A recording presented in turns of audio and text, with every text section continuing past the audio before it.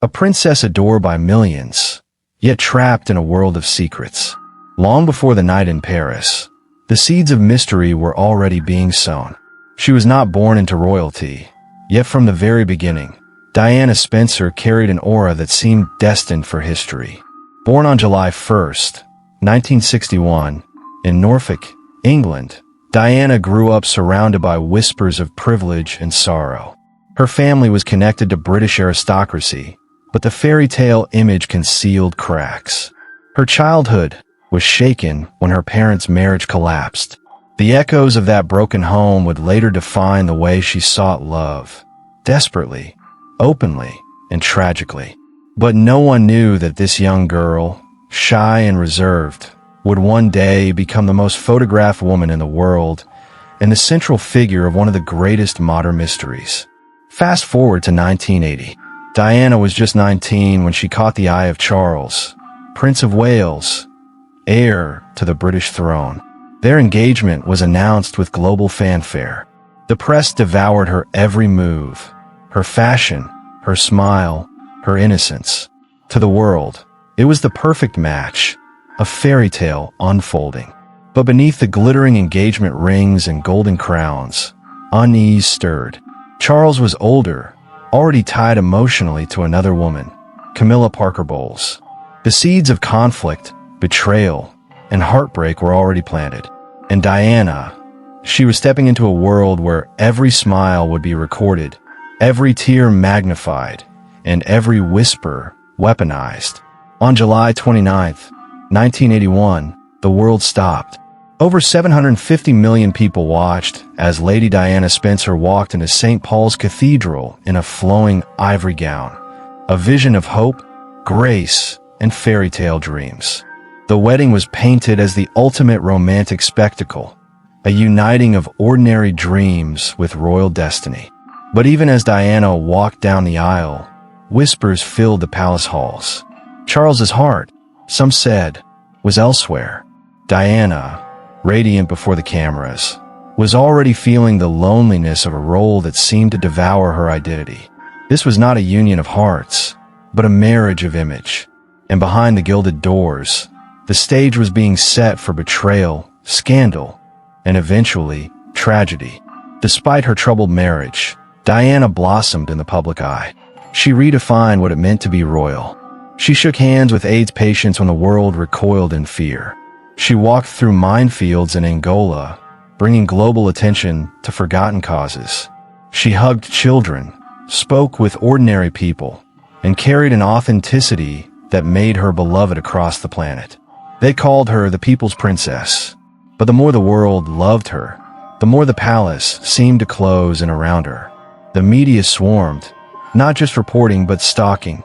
Paparazzi chased her relentlessly, cameras flashing like 1,000 tiny explosions. Every smile, every stumble, every moment of vulnerability was captured, sold, and magnified. Diana was adored by millions and hunted by millions more. By the early 1990s, the fairy tale had shattered. Rumors of Charles's affair with Camilla became undeniable. Tapes leaked, exposing intimate phone calls between Charles and Camilla, humiliating Diana in front of the world. But Diana was not silent. She fought back with words that echoed across the globe. In 1995, in her now legendary BBC Panorama interview, Diana spoke the truth that millions suspected. There were 3 of us in this marriage, so it was a bit crowded.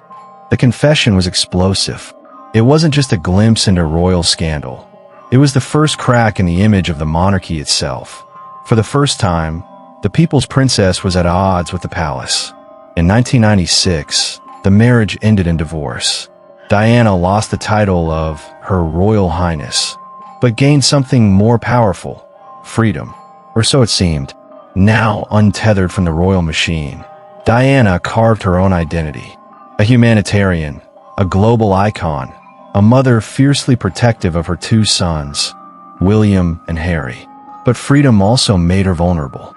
Without the palace walls, she was exposed to an even hungrier media, shadowed by photographers at every turn, pursued across continents. Diana began new relationships, each scrutinized, each criticized, She was no longer just a princess. She was a mystery. A woman trapped between two worlds. One of glamour and power, the other of isolation and danger. As 1997 drew near, Diana's life entered its final chapter. Her romance with Dodi Fayed, son of billionaire Mohammed Al Fayed, dominated tabloids.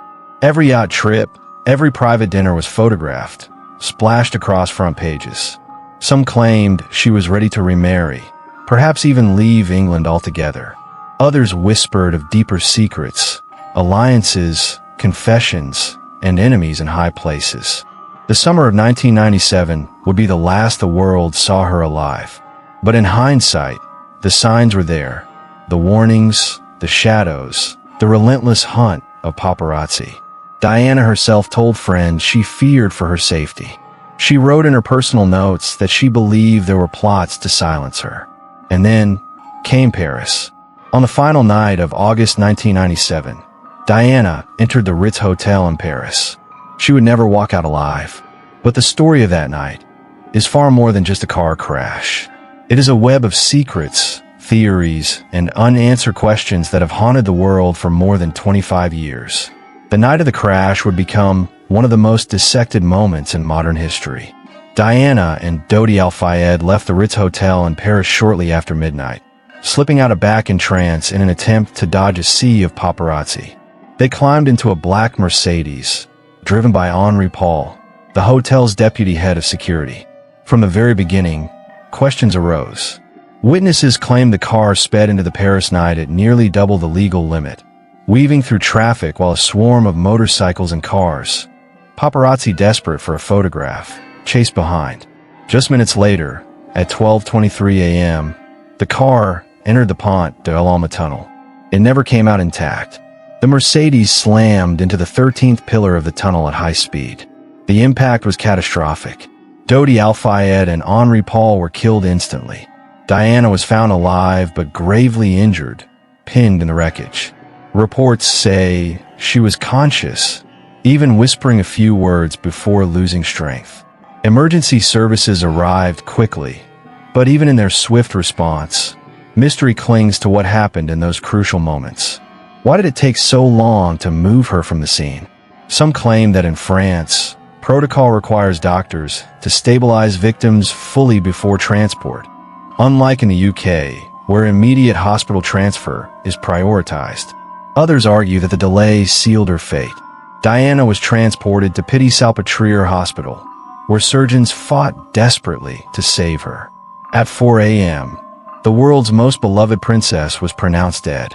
And yet, even in death, the questions only grew louder. Blood tests revealed that Henri Paul, the driver, had a blood alcohol level 3 times over the legal limit. Officials quickly pointed to reckless driving, alcohol, and the frenzied paparazzi as the causes of the tragedy. But skeptics weren't convinced. Was it really that simple? Some eyewitnesses reported seeing a flash of light in the tunnel seconds before the crash, a claim that sparked theories of a staged accident. Others said a mysterious white Fiat Uno was spotted near the scene, allegedly clipping the Mercedes moments before impact. Yet that car and its driver were never conclusively identified. Who was in that Fiat? And why did it vanish without a trace? As investigations continued, the official story remained: a tragic accident fueled by speed, alcohol, and relentless press. But behind the polished statements, voices were growing louder.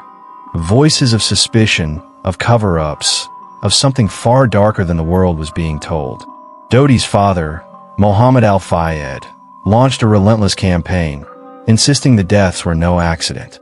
He accused powerful figures of orchestrating a plot, arguing that Diana was targeted because of her relationship with his son.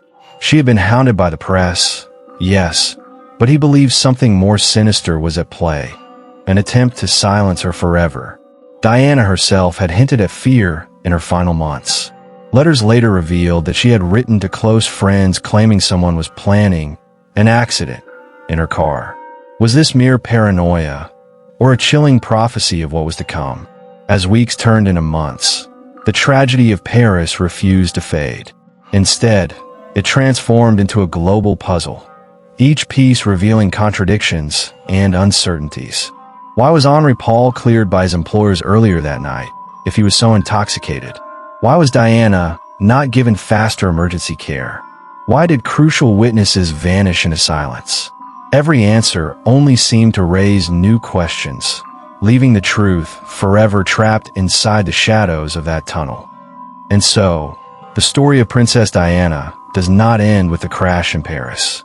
It lingers in whispered rumors, in sealed government files, in the quiet tears of those who still wonder. Was it an accident or something far darker? We may never know the full truth.